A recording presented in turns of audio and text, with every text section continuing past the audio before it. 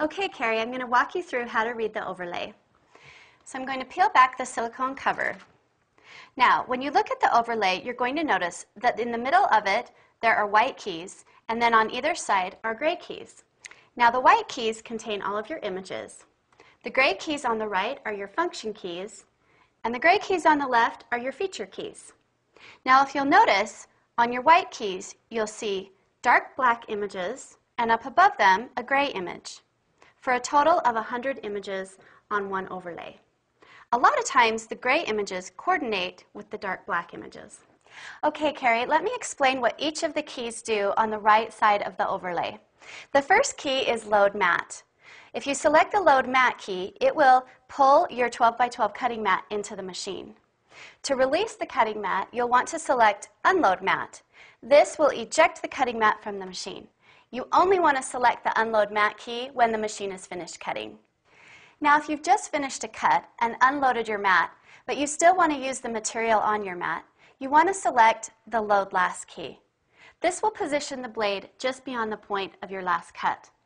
You want to do this instead of selecting Load Mat, which always defaults to the top right corner. Now, on Set Cut Area, you want to select that when the material you're using is smaller than the mat size. I love the Repeat Last key because it will repeat the last cut that you've made. Now, sound on or off is kind of fun. You know this machine is called the Cricut, and when it's done cutting, you'll often hear the little Cricut chirp. If you'd like to turn that sound off, you want to select the Sound On or Off key. Clear Display is good for when you want to take any image you've selected that's on your display screen and clear it off of there. Reset All, though, will not only clear any image that you've selected, but it will also clear any feature as well and start you back to zero. Okay, that's important. Carrie, the space key functions just as it does on any keyboard. After you select an image and you select space, it will put a space between the image and the next item selected. Backspace is great. If you've selected an item that you don't like or you want to erase, just select backspace and it will take that item off.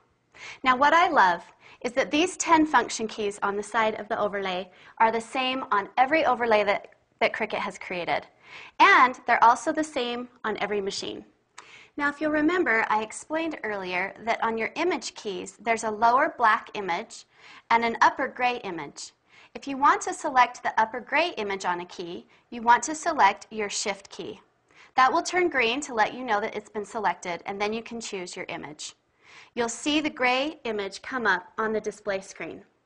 Now, sometimes you might want to use all of the upper images or all of the gray images. In order to do that, you're going to need to select Shift Lock. It works just like any keypad, and now you can go back and forth selecting gray images at will. The Material Saver key automatically arranges your images to take up the least amount of space possible on your material.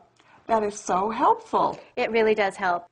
If Real Dial Size is selected, it will automatically size the characters to the dial size that's been selected. All right, Carrie, one of my favorite parts with every cartridge are the creative features that come on the cartridge. Now, these creative features can be found in the top left corner of the overlay. They're these 6 keys that you see right here. Now, every cartridge, the features are actually different. But I'm going to briefly go over what the feature keys of the Cake Basics cartridge are. The first feature is the font. Now, there's actually an upper and lowercase font set on this cartridge. It also has a coordinating font shadow, so you can shadow those upper and lowercase monograms. And then you get a plain phrase key. Now, these phrases are popular phrases that you would see used, on cakes. Happy birthday, congratulations. The next one is your base shadow key. Now, earlier I was telling you that all of the images on the white keys are your base images. To get a shadow for any of those images, you're going to want to select the base shadow key. This next one is your plain base.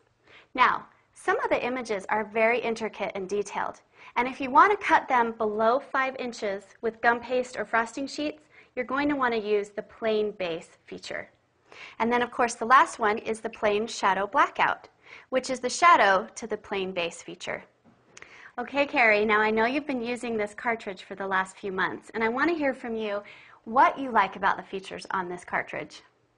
Well, the feature keys are so useful, and I really have enjoyed finding out all the things that it can do. I love the shadowing on the fonts. That really makes my letters pop and gives them a real sharp image. And I also love the fact that there's phrases already worked out for me. All I have to do is hit select, cut, and the work's done for me. I mean, how easy. It must really simplify the time you spend in the kitchen.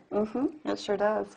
Now, you know, on the Cake Basics cartridge, there's up to 600 unique images. So I suggest you check your handbook and peruse it to view some of the images you might want to use. It's really worth spending the time to study what's in the booklet. There are all sorts of little treasures in there for you to find. Okay, now there's some basic modes on the machine that I want to cover with you. The first mode is called Portrait. Once Portrait is selected, it will change the way the cut path happens. It will change from landscape to portrait. The next mode is called Fit to Page. This is one of my favorite features, Carrie. When you select Fit to Page, it will take the image that you've then selected and it will calculate that image to fit the entire page of your material.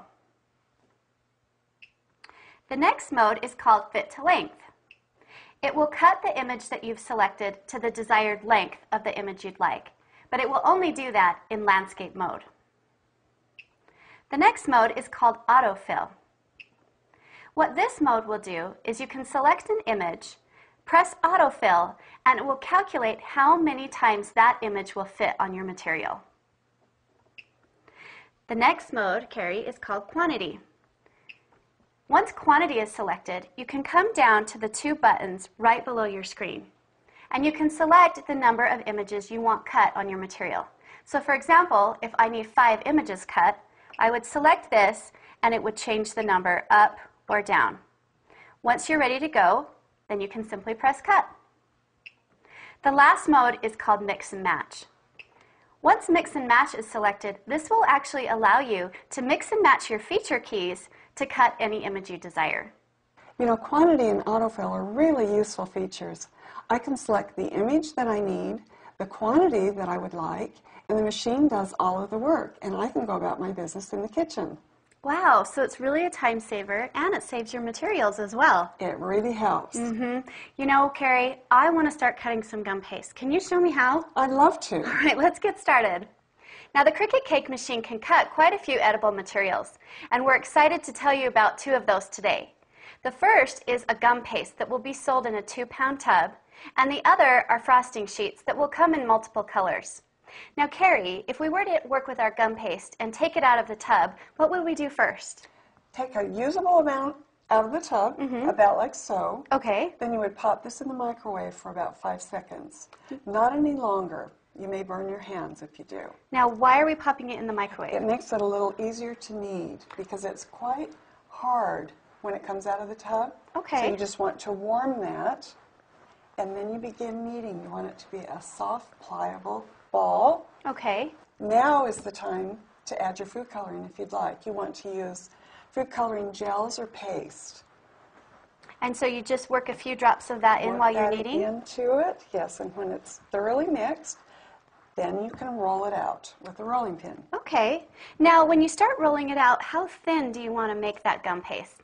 You want to roll it out just about as thin as you can, somewhere between 1 and 1.5 millimeters. Oh, okay, great. All right, then we take a rolling pin and start rolling. Now, gum paste is fairly stiff, so you're going to put as much pressure as you can onto it.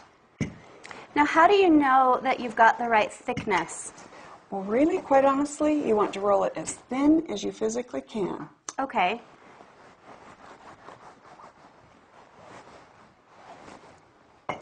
And you'll have to work at this